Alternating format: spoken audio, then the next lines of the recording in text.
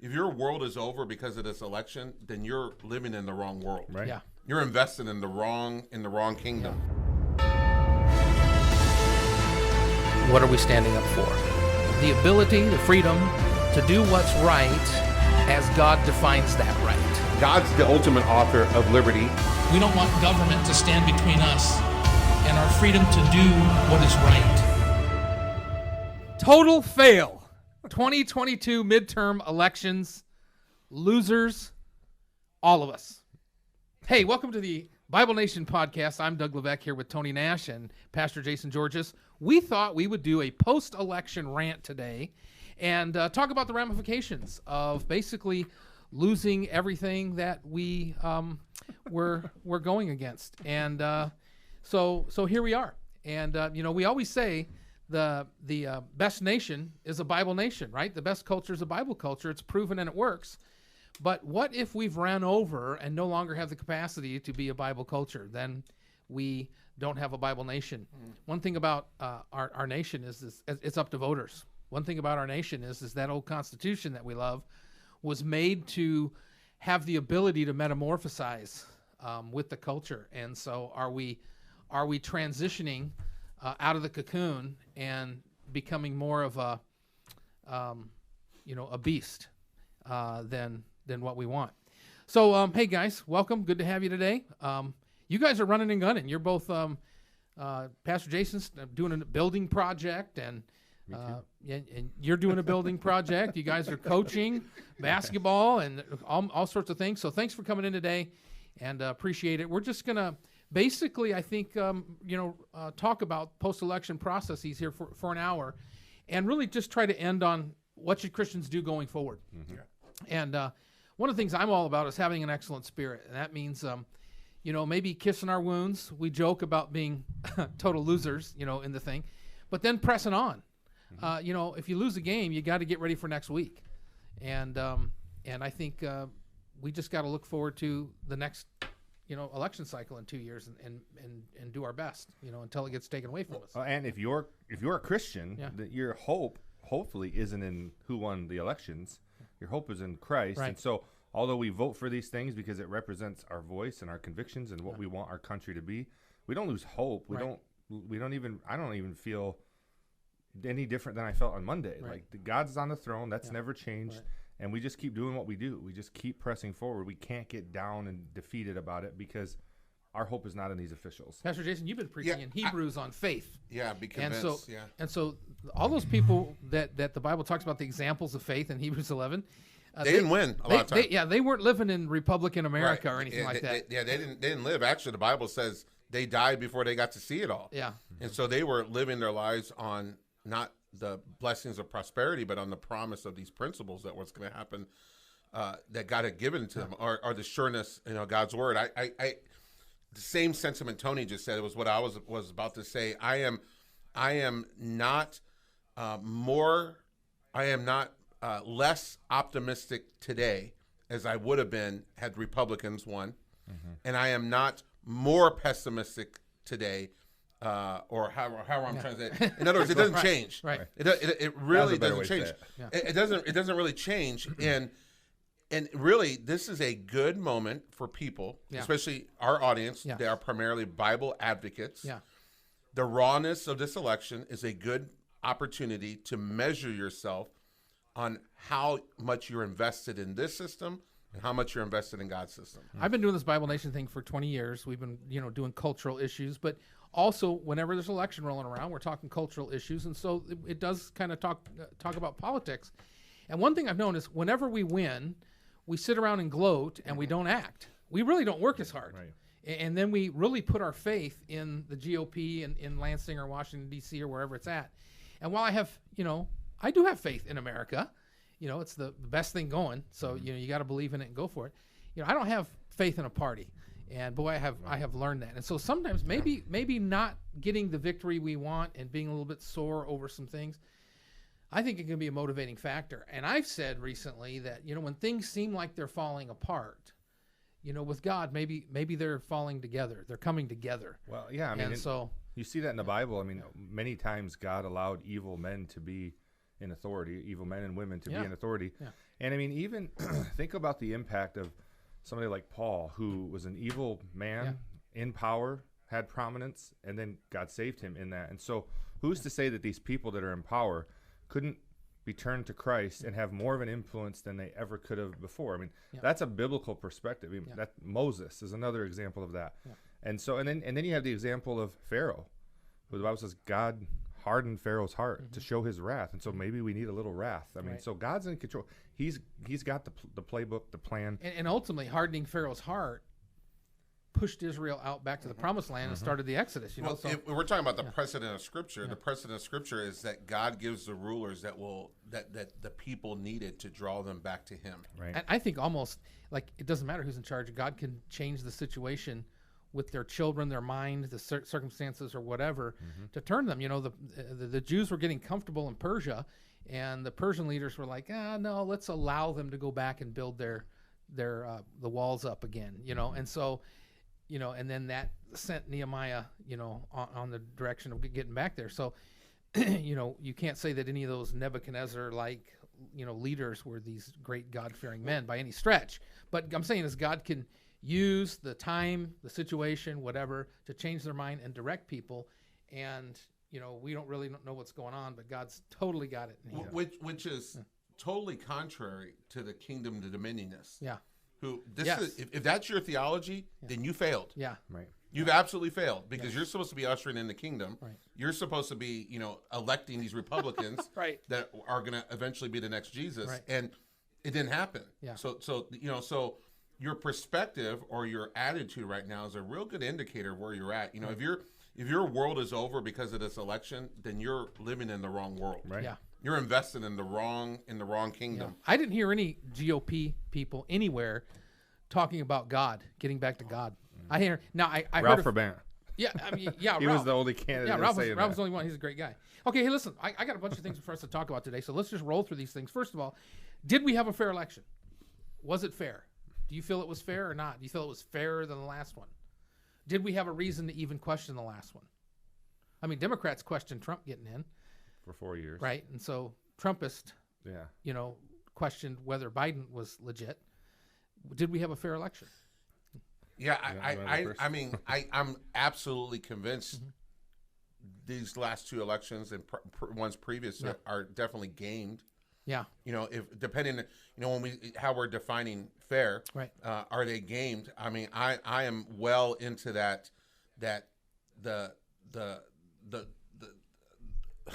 I'm well into the idea that there was a group of people that created the rules of the game and then played the game perfectly. Yes. And so we see that with the early ballot, the mail-in balloting, and all those kind of things. And so if it's my game and I get to create the rules, then I'm going to create the rules so that I always win.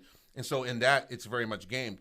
Now, I also don't think it's an impossibility and can well hear the evidence of, are we talking about fairness, i.e., there was 100 votes casted at this poll location and someone ripped up half of them, someone changed half of them, someone changed the number. I mean, there are That goes way back. Yeah, there are Right, that goes way back. and there are inconsistencies that cause that to happen. Yeah. You know, there's inconsistencies that you go, wait a second. Now, does the sum of all those inconsistencies outdo the gaming? I don't know about that. Right. The gaming of the system, the game, and that's really, you know, really it's going to come down. And it comes down to that every state really has their own election rules, concepts, and then whoever's in power gets to kind of oversee that. Yeah. And so the people in power can game it either way. I mean, I'm sure it's been gamed, you know, either way. But if the game is to cause us to lose confidence in elections, they've succeeded. Sure. Yeah, Because- the confidence is at all-time low. Yeah, no one has confidence. Right. Well, we learned in the 2020 election, you know, we're talking fair. Some people say that election was stolen. Right. Who knows? Right. There's definitely a lot of things that are red flags. Right. But what we learned is to steal a national election, you don't have to do it in every county and No. every precinct. No. You really have to do it in 5 states and really only in 5 counties in the whole country. Yes. And you can turn the whole thing because of the Yes. Electoral College. And Yes. so it's really not unthinkable that could happen. Yeah. And You got 5 different states, 5 different cities with 5 different political machines, really. Right. And they can manipulate things just enough. And so one person could manage that from behind the scenes. It really comes down to motive and opportunity, right? Yeah. It's mean, not out that's- of the realm of possibility. No, okay.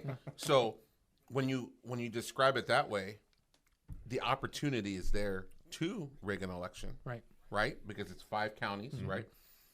And we know political power corrupts, and so the motive is there, Right. And so really, it comes down to: do you believe in the nobility of those that are in power? That they are so noble, Right. that they would not game the system, they would not tamper the system when it's so easy to do. Right. And that was really the hope, one of the hopes, right, of this election, that we would shore up the system in such a way that it was not so easily tampered I with. don't feel like we fixed that. No, I not don't at feel all. like, I think we complained about it. We were mocked about it. I don't think anybody really fixed it. So it's really come down to the same 5 metro areas doing the same thing. So we had widespread early ballot distribution. So in some states, one state is under the impression that the other state has the same rule that they do, and that is you have to apply for your early ballot. You have to register for that, and then that's either approved or not, and then it's due on a certain day. Well, some of these places are literally handing out early ballot registrations. Oh, yeah. And they're mailing them out, to everybody. So not everyone's really playing by the same rules. Some people have a 100-yard field, other people have an 80-yard field. You know what I'm saying too? And so the rules are different in different places. Also, voting machine fails, like in Arizona. 30%. Yeah. And so, the voting machine systems, you really only have 2 companies that are doing that. And the fact that they are keyed into foreign nations, I mean, that's we got to have a federal rule on that. And that's why in previous podcasts, when we've talked about this, we've said it should be 1 ballot, 1 voter, 1 day, 1 polling place, 1 ID, and then, like, if you say, well, I can't make it that day, well, that's your problem. Well, right? and what you're talking about, You don't miss Christmas. Right. is standardizing the currency of votes. Yes. Because right now, a vote in one state is of a different value of a vote of another state, and it's determined by access, by availability, about the range of dates when you can vote, and who can vote. Right. And so there is this idea in America that, well, my vote in Michigan is the same as a person's vote in Texas, and it's not. The inner city voter in Philadelphia weighs more than my vote in suburban Michigan. There was an arrest of a Philadelphia Secretary of State Bureau of Elections official. They had 75,000 ballots in their possession, and they were supposed to be like early ballots or whatever, but like they weren't supposed to be in their car. One of the outlets reported that this year there were 47 million absentee ballots cast.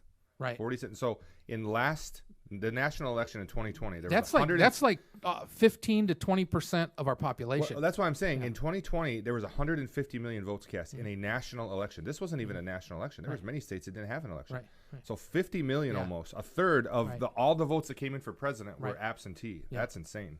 Well, and then you do have foreign involvement as well, and so as long as you have just a few locales they can be involved in, or as long as you just have a couple machine companies they can be involved in, you're subjecting our elections to foreign involvement as well. And so, this definitely has to get fixed. We need. I think.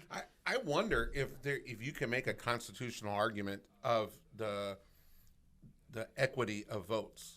In other words, a vote in one. Well, it's supposed to be the electoral college for the presidency, but I don't know. I that would be some. Well, I think back when I remember back when Reagan was president, they were talking about having a universal national ID card. Okay, and especially all the conservatives were against that because they said no, states' rights, right? We don't want a strong federal government and having this central ID network, even though the IRS pretty much has that, or the FBI, has that, even though we give up all that to Facebook, who's not even a government entity, but's probably working with them. So maybe nowadays it makes sense to have a national ID card for the purpose of citizenship and voting, and it is that. So, I would have been against that during the Reagan years because we were against a strong federal government. But it seems like that might be an answer today, even though it has dangers with it. We get it with strong federal government. So I wanted to go back to something he mentioned about the nobility of these people who were in charge, and I thought about this the other day as far as motive. If the left really sees Donald Trump as a Hitler type in their mind, he's Hitler. If we knew that Hitler was going to be in power, would we not do everything that we could to make sure that didn't happen again? So I think some of these people feel it. The people that, if there is nefarious things going on, I could see that They to feel them, it's a virtue. It's a noble cause to Yeah. make sure Trump is out. They're because- risking their liberties because he's this evil it's already tyrant that's civil going to war. ruin democracy. Right. And that goes back really to our culture and distrust and people not having this. They don't know what truth is. Woe unto them that call good evil and evil good. So, I'm not sure. I think, again, there's enough question that a large percentage of people are only going to say, yeah, it was a fair election if they won. Right. And right now it's 50-50. I mean, we're really split. Right. So if you have half the country saying, it's not, then either they're going to give up political participation or they're going to rise up. So then the question becomes, now let's get James Bond movie. Who is incentivized? Who wins when we question our elections? I mean, who wins in that paradigm? Right. You know what I mean? So if the goal was beyond stealing an election, but so discrediting elections so that we no longer need elections. Right. I mean, that's a step in the direction of global governance. Oh yeah, we call it popular authoritarianism. Yes. And that's kind of where we're headed. Yeah, Right. it really is. Joe Biden probably doesn't have the same swagger that Donald Trump does, but he tries to. Or Obama. Yeah. Right. But one thing is clear. There are a lot of people in our country that are for this progressive liberal agenda, Yes. that are anti-Christian, anti-Bible, and And they were pretty we bold are, about it. And, this and we election. are now, it appears, we are now the minority. Right. If we hadn't been already, Yeah. it's pretty clear, like the people spoke, like this is what they want. And so this is the result of decades of a biblically bankrupt, a spiritually bankrupt Yeah. society, Well, culture. 1973, Morally bankrupt. That's Roe- what I'm trying to say. Roe passed. Now, Billy Graham spoke in Washington, D.C. against Roe. And they say 1 million people came out for that. I mean, people don't really know history, right? And so there were Christians and there was people outspoken, but it passed. And so we had this horrible thing. And then in 1976, Jimmy Carter won. And our foreign policy, Iranians took Americans hostages and gas prices A went Southern up. Baptist. And a Southern Baptist. And so we had a kind of a similar situation. And then Jerry Falwell came out with the moral majority. And it was all about, hey, the most of us don't like this. And so let's register to vote. It was a register to vote campaign. And Reagan won everywhere. And everybody will say, between Jerry Falwell and Newt Gingrich, that's because we won, because we then won midterms and everything else. And so I think sometimes the GOP and the conservatives and the Christians, whatever, they kind of remember those days and they think that's the case. But even if you look at population, we weren't 300 million people. Today we're like 400 million people. And so close, yeah. most of that is not birth. Most of that is foreign nationals and everything else. And so, yeah, we're changing. That's why the Democrats lean that way, because they think we're going to get those votes, or we can at least count those votes. Right. Without anybody doing Yeah, anything. we don't need them to vote. We just need them to exist so we can count their votes. Right, exactly.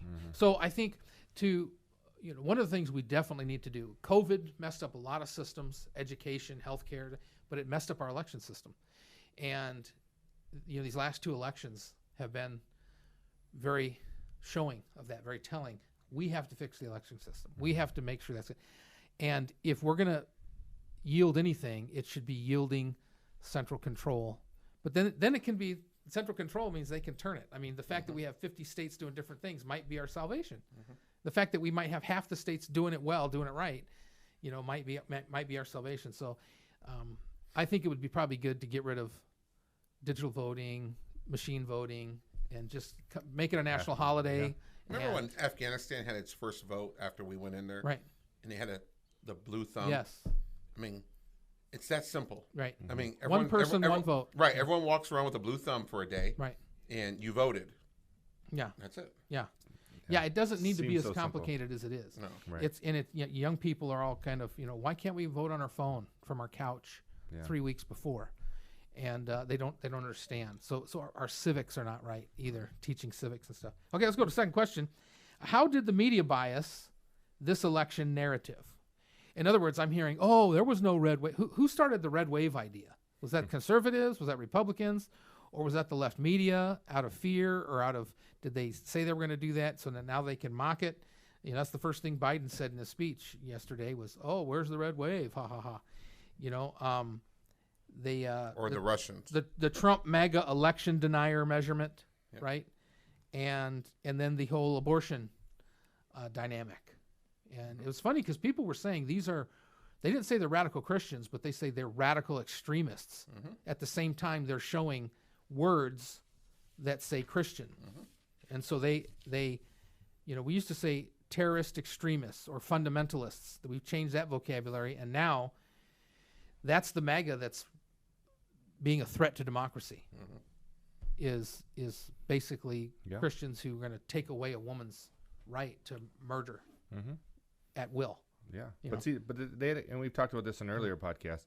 They wouldn't define it as murder. Right. No. You have again, at least 3 generations Right. of kids. 95+% of Yeah. children have been educated by the government. Right.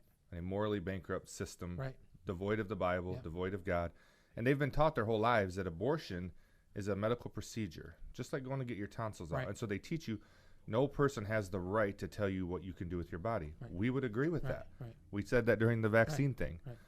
But they go in and get so you can't tell me all these hundreds of thousands of women have murderous hearts. They wouldn't go murder their neighbor. So they don't even know or are taught. They think they're removing a polyp or a wart. Yeah, they don't Yeah. even think it's murder. And so when we say in a post-Christian society, really, I mean that's kind of what we're living in America.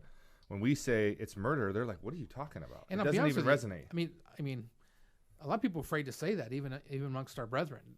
That embryology, 99% of embryologists and textbooks and everything say life begins at conception. So however it begins, whether it's a loving marriage or whether it's a horrible rape or incestual something, plan, or it's just, preteen type stuff.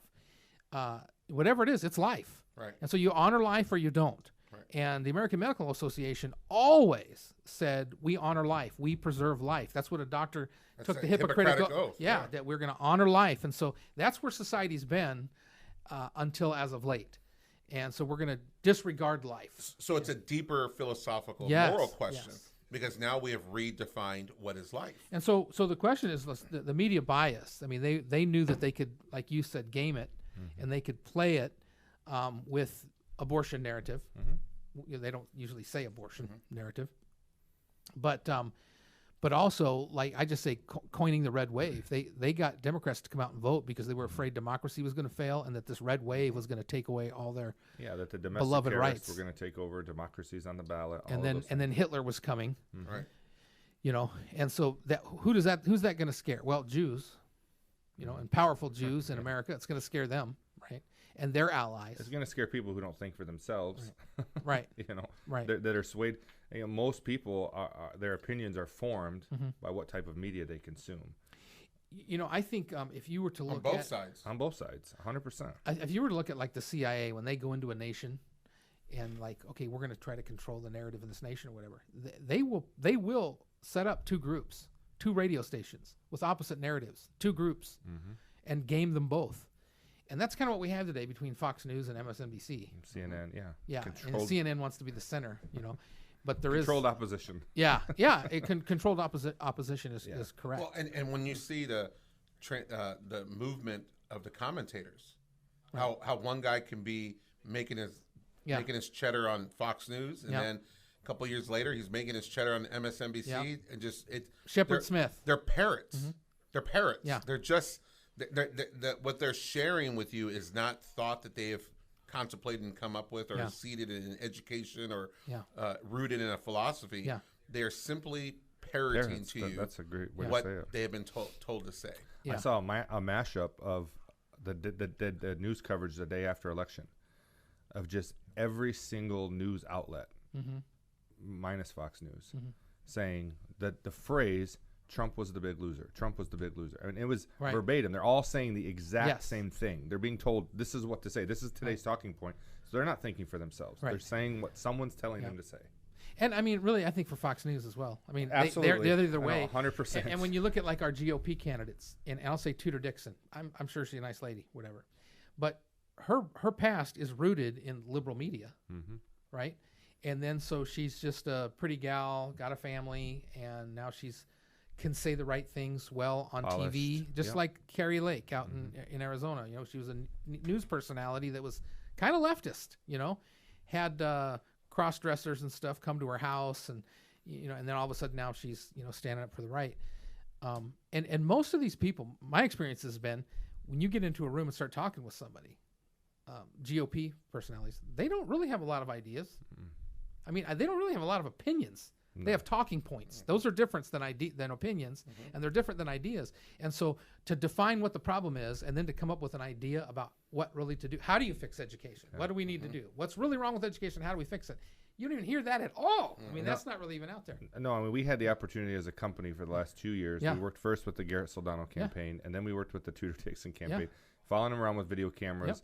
Got to meet a lot of people that are higher ups, and their only hope is it's either Trump. Like Trump's going to say, nobody has ideas. Hopefully Trump will save us. Hopefully Trump will save us. Or it's whatever's the opposite of Trump. Yeah. There's nobody that's coming up with, nobody's Leadership. leading. Exactly. There's Trump no was leadership. demagoguery, complaints, unifying people on the cult of personality and on what we're all angry about. And it wasn't really ideas of what to fix. Yeah, I mean, in the primary, you had this like neck and neck race, Yeah. and then all of a sudden, at the last minute, Trump endorses a candidate, and then it blows it wide open. And the media has helped create that narrative through the years, I think. And that just shows our own culture's failure and ability. And maybe we say media bias, but maybe the media is able to have that kind of power because we allow it. Well, Pastor Jay said this Sunday, to the conservatives, they're getting more of their information from Fox News than they are from God's Word.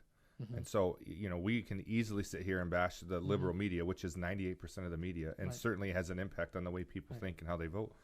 But Christians are as guilty, or maybe more guilty, because we have the answer. We have the score, the answer key, and yet we're getting all of our information from Tucker Carlson.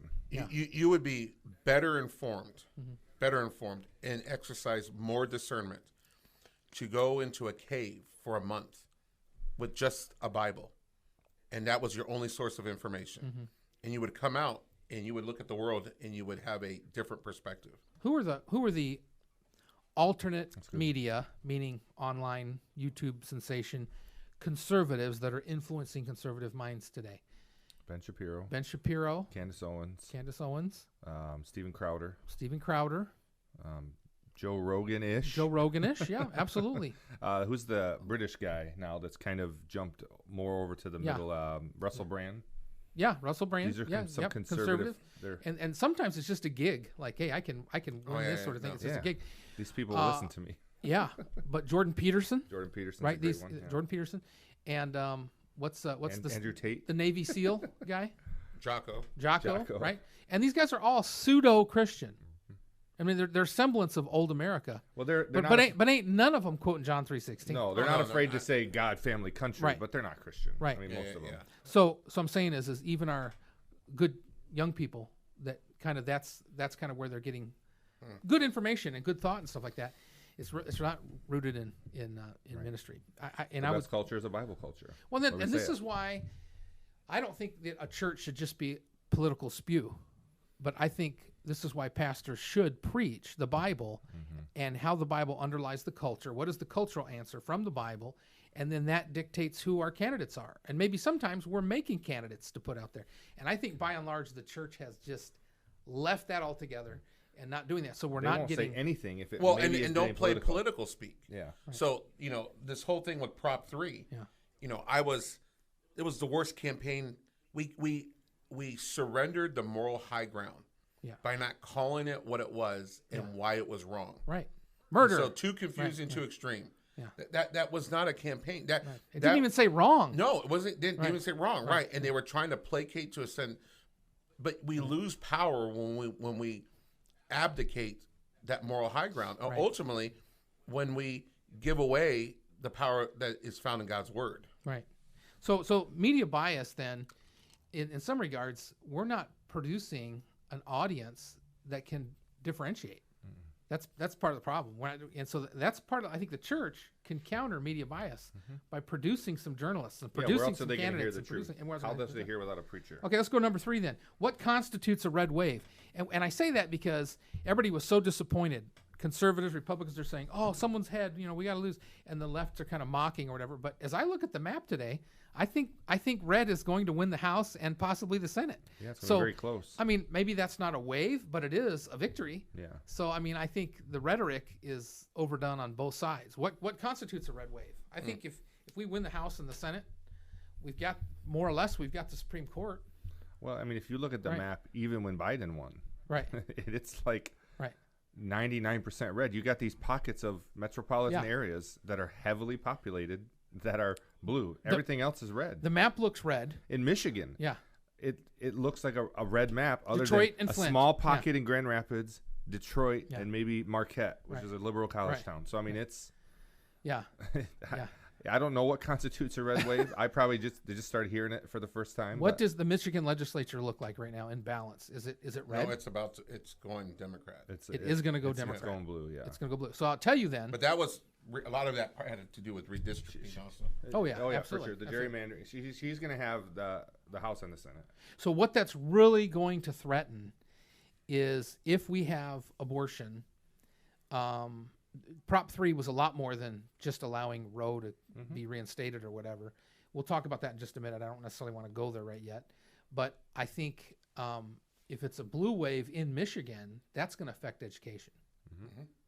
Education is already super funded, even though it fails completely. But I think now they're going to come after alternative education, requiring certifications, inspections, and all those kinds of things.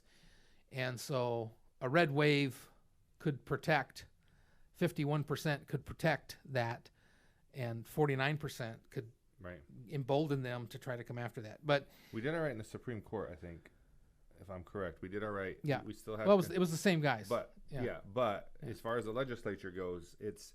I mean, in Michigan, the governor, Secretary of State. What's the other one? Jocelyn Benson. Secretary of State. Or Dana Nessel. Yeah. Attorney General. Thank you. Attorney General.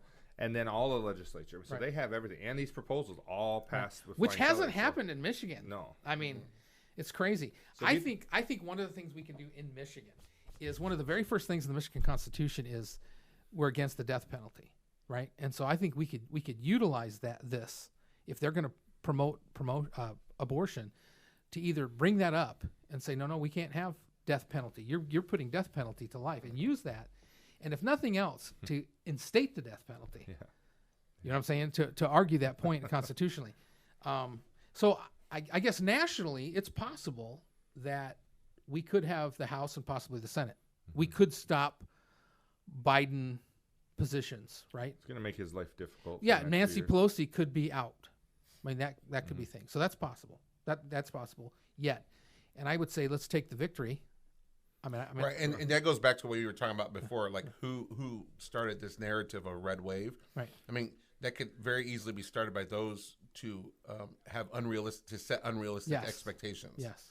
Of like, they're going to win, but we don't want them to win from their win, so we're going to make it seem like they lost. And as a Christian, I'm not going to say, okay, good, we have the House and the Senate. What do you mean we have the House and the Senate? You guys aren't going to overturn. They're not going to do anything. You're not going to do anything. Well, it's still all about Trump. Right. It's really what it is, because I think I read 216 endorsed Trump candidates, or 270 endorsed candidates of Trump won, 16 lost.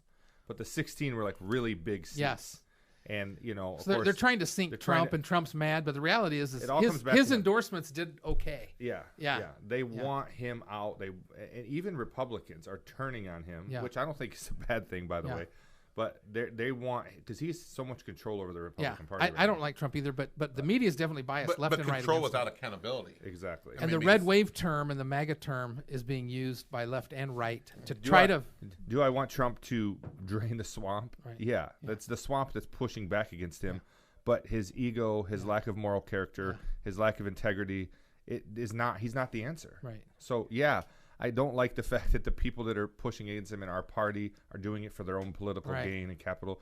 But I also would agree, like, he's got to go. Like, we got to move on from Trump. I believe that. As if we're for the Republican Party, we got to move on from him. I tell you what, I looked across the board, and I didn't see that if you added up all the independent candidates and percentages, they would not have helped a Republican. Okay. In the past, they definitely would have. So either that's being messed with. I mean, I had 66,000 votes when I ran for the school board. Yeah. And the independent gubernatorial candidate got 16,000. For governor. Right. Yeah. And I think our biggest one was like 36,000 or something. So like, okay, so that's kind of strange. Number one, and we were complaining last time that like, where's our votes? Number one, but the only one that got less than 1%, because everybody was 1%, which meant less than 1%. The only person that got 2%, which means more than 1%, was Matt Shepard. Did he really? Matt Shepard got good for Matt you. Shepard Matt. got 2%. Now Good it old would Matt. his votes would not have made the difference in any election, Right. and all the independents combined would not have made a difference. So, Yeah. do we double down on independent, or do we double down on storming and taking the GOP?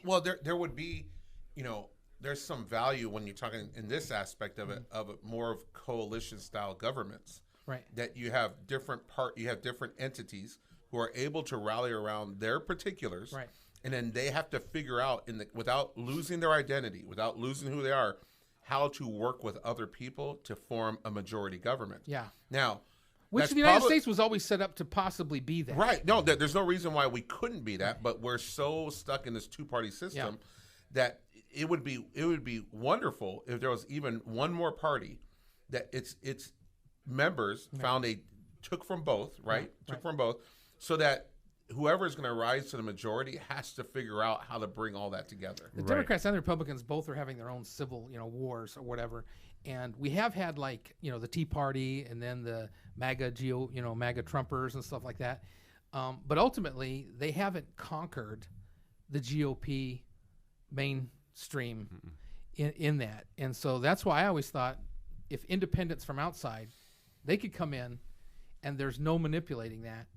And so then the GOP has to listen to or give way to what's being said there as far as verbiage or personalities or whatever. Seat at the table. But some of the criticism is that these novices were not seasoned or ready to come in and take power and win elections, which just means if that's true, which just means we've created a political class. Yes. Right. And the whole point of our country was to not have a political class. Right. We should not have professional politicians. We should not have those people that have learned how to operate in that system. Which like that. Prop 1 and 2 just allowed that to happen in Michigan. Michigan might be a lost cause. Well, and the talking point against anyone that runs as an independent is all you're doing is handing a vote to the other side. All you're doing is giving away your vote and ensuring that the Democrats win.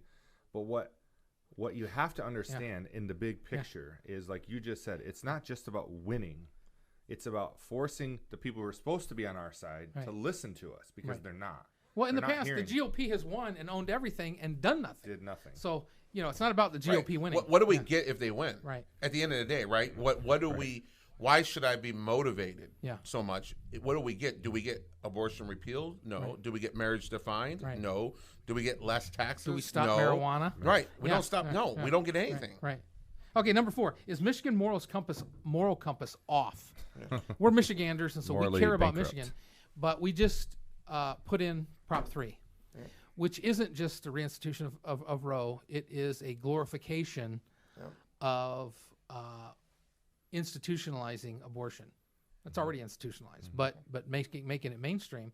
And so 14-year-old girls in a public school, and the school now becomes an outlet, has to give information. Without parental consent. Has to help make connection. You don't even have to be a doctor. You can work for the health department and be able then to take this person through the process. And then the doctor has to, if you go to the doctor has to give this information. The parent never knows. So this idea of, except for the case of incest and rape, this 14-year-old could be the subject of incest and rape, and yet is going to be pushed through the system, fairly or unfairly, justly or unjustly, right, by adults who might be the rapist and incestuous people, and they're going to have that taken care of, and there'll be no justice in that. It almost erases that as a crime. It's almost like then, okay, is that what you wanted in the first place? Pedophilia, is saying, hey, we have opportunity here. You've just put us on the sidelines and allowed us to get in the game. You know what I'm saying? Michigan was a Catholic place strongly conservative. I mean, in 1931, we had no abortion. And so we just, when Roe collapsed, came back to that. Yeah. But now we just enhanced that. Michigan will be one of the most extreme state Yeah. on abortion And rights. California. Yeah. So, we failed miserably. What about all the Right to Life organizations? What about all our brethren who said, we're going to pray? Was it a matter of they didn't pray enough? You know what I'm saying? Yeah. I wrote in my book, Courageous Church. If we're the church of the living God, right? The salt of the earth, the light of the world, where's our power? Why are we losing on every hand? It's because really we've got the identity of church wrong. We've got the proposition of church wrong. We've got the execution of church wrong. When we stop using God's words, we disconnect ourselves from God's power. Right. Because our politics is no better than the other politics. It's just rhetoric, right? Right. It's a crafty argument. It's marketing. It's media. And does a political game ultimately have to be played? Sure, but not by preachers. Right. And so not by preachers. Right. And so pastors are supposed to. The only mandate or only way they exist and be valid is if they accurately and faithfully proclaim God's word. Right. That's it. Right. And God doesn't need help. He doesn't need our help to dilute it, even to explain it, to modify it, to adapt it. Right. No. It just needs to be spoken. And if it's viewed as ugly, if the issues and the way that the Bible frames the issues and the way that we deliver the issues, if it's viewed as ugly by everybody else, so be it. But it's doing its work. Right. That it stands there as this immovable object that carries divine power. Right. And it either encourages the soul or it condemns the soul, right? So our brethren, even in Christian education, are leaving, say, Michigan Association of Christian Schools, and saying we're going to go and compete in MHSAA. We're not going to be the salt of the world. We're going to join them, right? And churches are kind of doing the same thing. We don't want to say these things.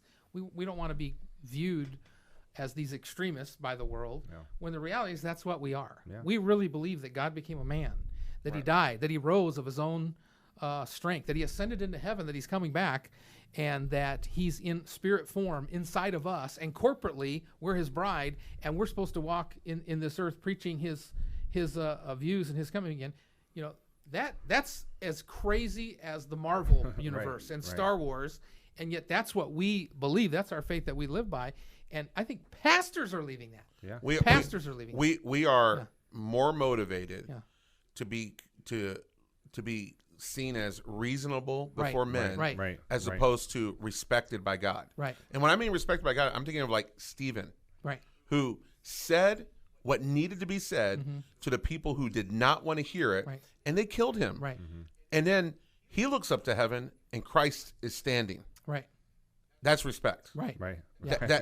And that's what he lived for. Right. And he doesn't regret it. Right. For one moment. And so long as we're captivated or controlled by this sense of having to be seen reasonable, we will not be respected by God. Right. I had a guy tell me yesterday. He said, "There's a influential guy in our community." He said, Christians need to start showing up, and I'm like, I heard what he's trying to say. Christians just don't show up. They don't run for office. They don't come to these things. And I said, well, listen. I said, this is why at our church here at Emmanuel, here in Owasso, Michigan, or Corona, Michigan, I should say, we've been showing up, really showing up for a long time. We've been labeled as the political church. And so I said, the problem is churches, if anything is deemed political, like now abortion is deemed as this political issue. Well, no, that's a Bible issue. And churches won't even touch it because it's political, and churches aren't supposed to be political.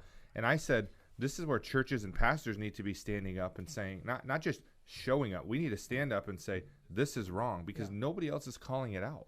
Nobody else is calling it out. So this idea that we need to show up and be there for everyone, someone's got to say, this is wrong. This is not what the Bible Apostle teaches. Paul didn't run for governor because he didn't have opportunity to do so, right? He wasn't called to do so. America's different. It's a different thing. And so Christians have to navigate America. Right.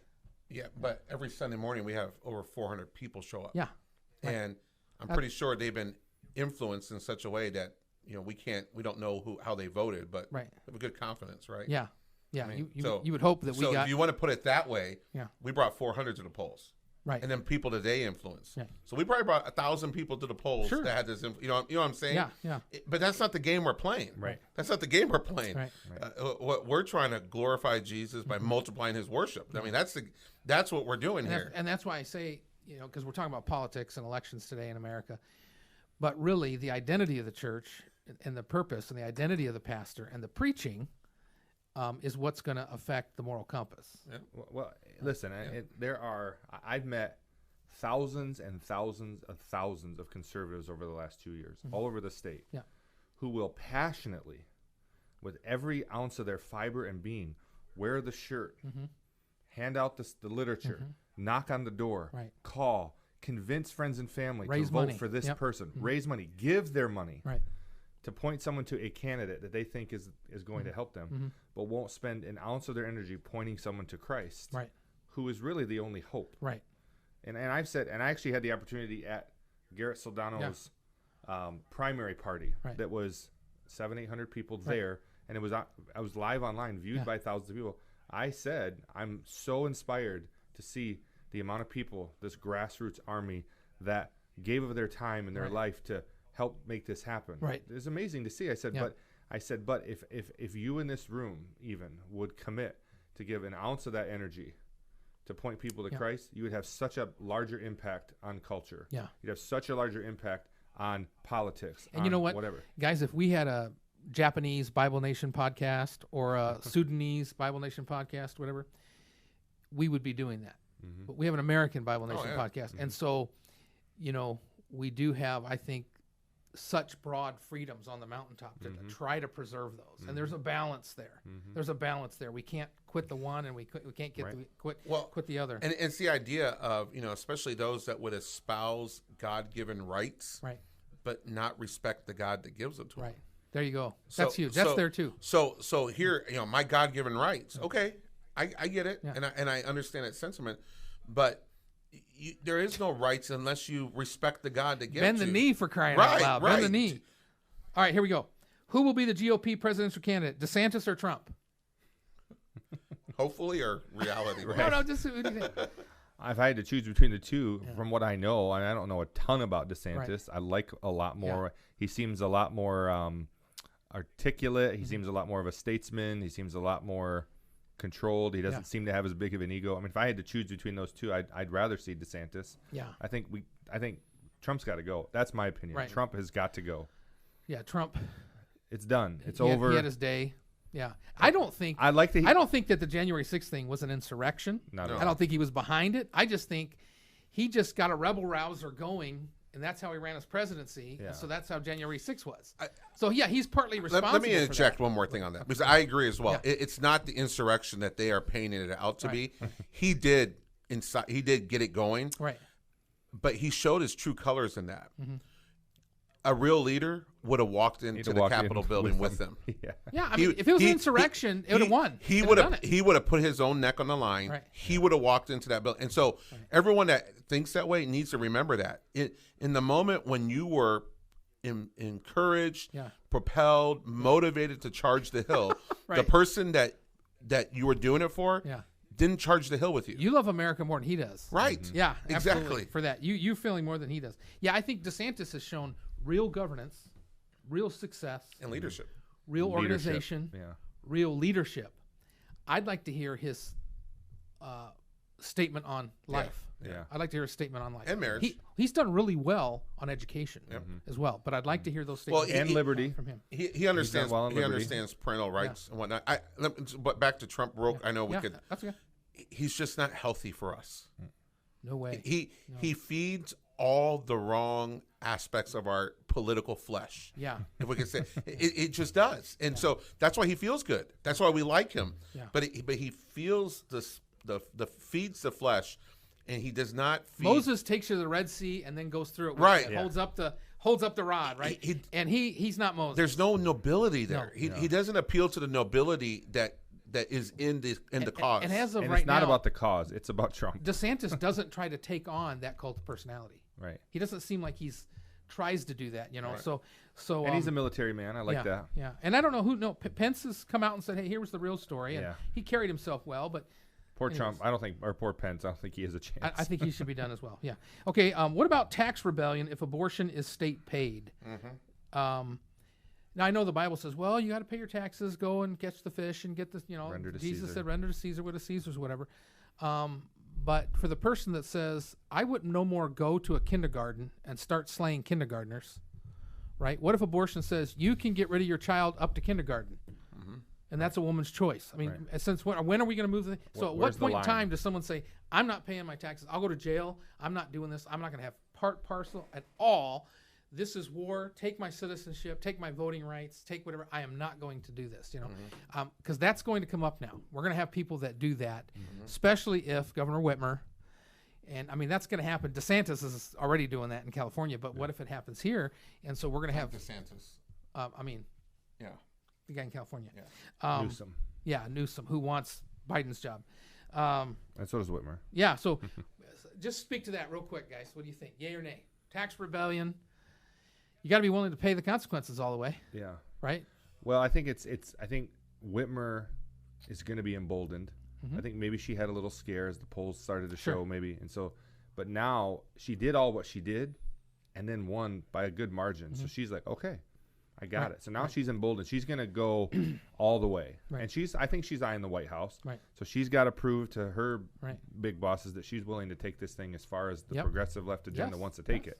So it's going to come. We're going to have to draw our line in the sand. Are we going to have county health departments, state funded, state mandated, that now themselves pay for and offer abortion services? Right. We don't need an abortion clinic. Right. If it's something that's going to be both it's a both government- promoted it's a and government defended and funded. Yeah.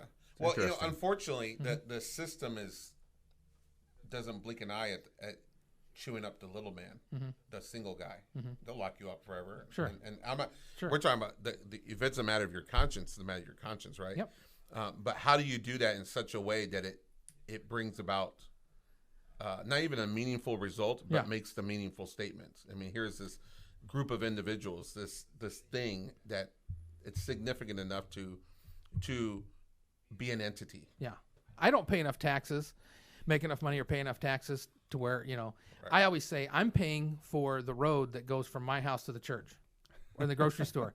That's what I'm paying for. And like even one lane of it. You know, because the fact of the matter is, I could pay tax the rest of my life and Right. not pay for it and upkeep that road. So Right. Yeah. I've always said that in my mind and heart and saying, you know, I can do that. But the reality is, you know, if that gains traction Yeah. and people start to do that together, it could have an effect Yeah. on Interesting. elections That's or whatever. interesting. Yeah. Okay, so I think it's something we're going to talk about in the future. Was the 13th Amendment change warranted? That was closing the loophole that allowed slavery and servitude as punishment. And can a state do that? Can they amend the Constitution? Because 5 states had that on the ballot, and I don't know what the result was in those 5 states. But my first thought was, how can a amend state the U.S. U.S. Constitution? amend the Yeah. U.S. Yeah, Constitution? but I think for the U.S. Constitution to be amended, and by that process, it takes a certain representation of so many states. Oh yeah, but it's Yeah. like 2/3. Yeah. I think that's something that was put out there to get people to the polls to vote left. Yep. You know what I'm saying? Well, yeah, that's part of this apparatus, Yeah. right? So what is this apparatus? It's a little bit of the mail-in voting, right? But then also make sure you put a proposition on the ballot that suits your Right. ideology. Well, Or and will then bring out your base. now people who go to jail are no longer going to be forced to go pick up trash on the side of the road because that's servitude, right? Now they're usually said, "Do you want this? This will take so much off your sentence." Or do you want to go walk outside for a little while outside of the prison? Like that's kind of nice. Yeah, but then also a lot of times they're getting paid a certain amount because they have to pay. A lot of places they have to pay for their jail time, and so they're doing that, paying off their jail time so that their family doesn't do it or whatever. But I think that's going to affect jurisprudence. I think it's going to affect what happens. Okay, last question, guys. Christians' path forward. Christians' path forward. If we have constitutional metamorphosis and the nation really does change, and we see an anti-Christian governance in America, what is your word for the Christian businessman? Because that's going to affect Christian business. What is your word for Christian education? Because it's going to affect Christian education.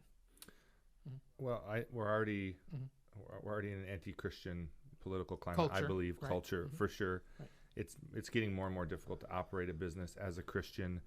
You know, I have tried to keep my business about what it is, about business, serving customers. You know, I haven't been confronted with anything that has gone against my conscience. Sure. You know, we've stood up for the things that we need to. We've been vocal about the things that we believe. I have a podcast where I've been very outspoken about the things. I'm here being outspoken about the things that I believe. A simple Google search of Tony Nash will lead you to realize that I do believe the things that you hope I don't believe. Yeah. You know, if you're against that. Well, I mean, now the guy that says no to the, homosexual birthday cake or whatever, that's there. But if the climate changes and now Tony has to make a T-shirt for the abortion clinic, right? Or for that, I mean, and you say no, now you're going to pay for that. Yeah. Sure. And I would say, for me, Tony Nash, no way. Come take my business. Nothing that I do for a living to provide for my family is more important than violating my principles, violating my biblical convictions. So in that sense, I say you got to stand tall. Right. Do you have to be, as a business owner, is it your responsibility to be the spokesperson for the moral, or let's say this, is it your job to be the spokesperson for the Republican agenda? No. Do you have to be political in your business? No. Should you be political in your business? I say that's up to you. We, around the 4th of July, actually during Pride Month, everyone was hanging the Pride flags. We hung American flags and had 1776, and we had a sign that said "One Nation Under God." And we took a lot of flack for that. Right. Is it necessary to do that? Was that the right business move? That's for you to decide as a business owner. Right. But I think you're going to have to be really grounded in what is important to you and what your principles are, and don't violate your conscience. That's what I would say. Yeah. Well, you're going to answer to God for your business. You're going to answer to God, and I've said this to people before. Don't take the mark to do business. If you're a Christian, the only way you'll be successful. You can talk hard work, hustle, be an entrepreneur. Yeah, but the only way you're going to succeed as a Christian is if God allows you to succeed. Yeah. So if your business is fantastic, but your marriage fails and your kids are rotten, well, what I'm that's saying not is, success. What I'm saying is, if you understand that the key to unlocking my success as a Christian business is following God or is God, then don't go against that. God's going to take care of you. If you stand up for what you believe in, don't compromise who you are. Don't worry about, well, how am I going to pay the bills? How am I going to keep the doors open? Maybe you'll close the doors. Maybe it will fail, but God's going to take care of you. You have to believe that in your heart. Chick-fil-A, Hobby Lobby said, we're just going to be closed on Sunday so our workers can go to church. We're not going to be, and apparently it's paid off for them. I mean, now there's other good business involved in there, but I think that's not really the same conscience as where government now is going to make it really hard. You're going to have to hire this employee. This employee can come out and do this and this working for you and all that kind of stuff. Ultimately, and so bringing it back on the church and then education side, because we have a Christian day school, is, you have to boil it down to what are the principles that are at stake here, and then determine to be on the right side of those principles. Yeah. When COVID threatened to shut down, when the world was shut down for COVID, and we didn't know what that was going to do with the church. Right. We boiled it down. We sat down and said, what is the principle that we're here? Well, first of all, the church is inherently an assembly. Right. And so we cannot not assemble. And number two, the government doesn't have any authority to tell a church how to worship. We render to Caesar what is Caesar's, but that's not Caesar. That doesn't belong. Okay. So then when it comes down to parenting, or the education, it's really going to come down to the challenge of who do those kids belong to? Right. And let me define ownership this way. When the inevitable moment of your life comes and you will stand before the creator of all the universe, who will be held accountable for the raising of those children? Right. What entity has to stand, what person has to stand before God and say, this is what I did with these kids? Right. That person is the one who has the rights. Right. That person. Right. And listen, that's how we as Baptists even define our idea of individual soul liberty. Right. And that idea of, listen, I have to stand before God on my own account. Right. Therefore, I have these rights because I have to have the right to do right by God. Right. Because I'm going to have to go give him an account. You can't go to a pro-gay church and then tell God, well, it was my church that did that. Right. No, you leave that church. Right. And every man, it's appointed once. Yeah. It's appointed once for men to die, and then the judgment. Right. You're going to stand before God. And so that's why even the wicked rule, the righteous mourn. Yeah, but that's this side. Yeah. Every one of these persons, individual, is going to have their reckoning day with God. Right. There's no escaping that. Right. That's an immutable fact. I found that If you want to plant a church, plant a church. You don't need to go sign a government document to do that. Right. If you want to educate your kids, educate your kids. Educate your kids. When it's challenged, you challenge. And so far in the state of Michigan, Christian education has challenged anything like when the governor said you can't assemble. Okay, we're assembling. What are you going to do about Right, what it? are you And gonna do I mean, about it? so far, we've been able to do that. Nobody's really gone to jail here. Now, people have other places, but we really haven't had that here yet. And so I would say, do what you're supposed to do. Go to church, do the work, do the evangelism, right? Do the Christian education, do what you're supposed to do. And then if the challenge comes, challenge it. Right. But I think we always kind of glamorize or we prognosticate that the challenge is going to be a police officer, military comes to our front door here at the church. And we imagine the school day and the government official comes to the front door and there I am standing saying, no, you're not going to come. That's not how the challenge is going to come. The challenge is most likely going to come by restrictions and expectations that are put on parents where they finally say, I can't do this anymore. Right. It'll just be pressure on parents. Right. That's why I said that to pastors. Pastor, don't think that you need permission from any government institution to do church. Right. And parents, don't think you need any government institution permission, certification to educate your children. Stand there. Stand there. Now, in Europe, you can't stand there. But here, we can stand there as long as we can. And when it comes to the challenge, do the challenge. Why can't you stand there in Europe? Right. Because you can't get medicine otherwise. Right. You can't feed your children otherwise. Right. That's where the controls are going to. And they've taken away kids So we ought to always be aware of what control mechanisms we surrender to the government for convenience or safety's sake. And so what I'm saying is like we start off by saying, hey, we still have hope. We're not so disgruntled that we're going to. At the same time, we should mourn. And we should have this conversation, and we should continue to work because we don't want to be Europe. Right. And so, yeah, God's in control, but He still wants us to fight for what's ours. Absolutely. And that means, to me, that doesn't mean try to go to the government and get permission. That means do what you're going to do. When the challenge comes, stand up and take it. Gentlemanly, Christian format, winning people, et cetera, be a Daniel, but continue to do that. Let me say this real quick. So you know that old adage, if you give a man a fish, he'll eat for a day. If you teach a man to fish, he'll eat for a lifetime. I would say this. If you give a man a candidate, he'll win for a couple years, maybe. But if you give a man Christ, he'll win for his life. Yes. And so eternity. And win for eternity, exactly. So, keep fighting, But the fight is, winning people to Christ. That's that. And so the reason why do we talk about candidates and elections and policies? Because we're trying to make sure that we live in a country where we're free to tell others about Christ. Yes. That's what it's about. It's not about lifting up Right. So we're fighting to be able to do the things that we know we're supposed to do. It's not about that candidate or even that policy. It's not about being politicians or being part of it. We're trying to hold on to something that is religious liberty. We really mourn least the rights we exercise the least. Sure. And so that's what it comes down to. But remind you, ends with some hope here. Jesus, born of a virgin, could have come during any dispensation of government to any place. Now we believe Israel, but he comes to this earth during the Roman Empire, which was anti-Christian and would be the instrument, right, the tool to Herod's Israel. To Herod's, the greatest, one of the greatest history's greatest and most notorious baby murderers. And Jesus said, that's where I'm going to show up. Right. I'm going to show up in that dispensation, in that time, under that government, and I'm going to change the world. And so you think about our opportunity right now. We think, we want the opportunity, but listen, we have an opportunity now. And I'm not trying to do the, when the days are the darkest, the candle burns the brightest. It's true. But they're, in other words, God is not limited by these things. Right. He's not limited. Like they're nothing to him. They're nothing to him. So what does matter? God's people's faithfulness to Him and His word. Right. That's what matters. And He's the architect. Right. So the people that are in power are only there because God allowed it. And you could say, Hitler, was put in power in 1933. Yeah. And that was a bad election year for Germany. Yeah. But Germany's there today. Germany's still around today. It's not Hitler's Germany today. And, we go through some bad things. We have some bad elections with some bad things. But Christians can still stand. Christians can still be faithful.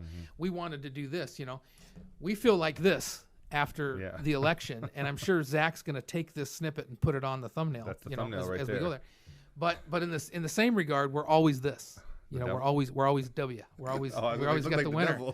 Yeah, that's the devil. This is the win Okay, for the win. Okay, for the win. Weren't you ever in the pep club? Yeah, I guess not.